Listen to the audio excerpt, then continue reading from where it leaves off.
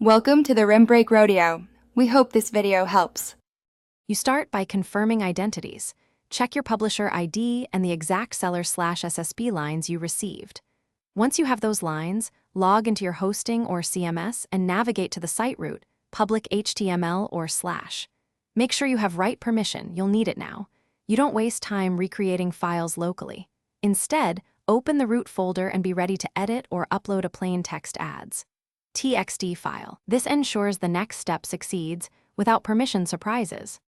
Now you create and upload the file. In a plain text editor, paste each authorized seller line exactly as provided, no extra characters, no bomb. Save as ads.txt and upload to the root directory. Once uploaded, verify it serves as text/plain and that the URL your domain, com/ads.txt returns the content. Make sure file permissions are 644 and the web user owns the file. Otherwise, platforms will see it as inaccessible or unauthorized. This step prevents most authorization errors. Finish by validating and troubleshooting.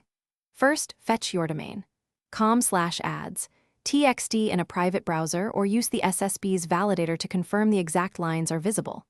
Once done, clear any CDN or server cache and allow propagation. Sometimes changes take hours. If the platform still flags unauthorized, gather evidence, the visible ads.txt, your publisher ID, timestamps, and a screenshot. Then contact the SSB or Exchange support, provide the evidence, and ask for rescan.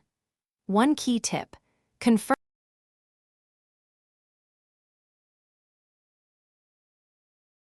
Thanks for watching.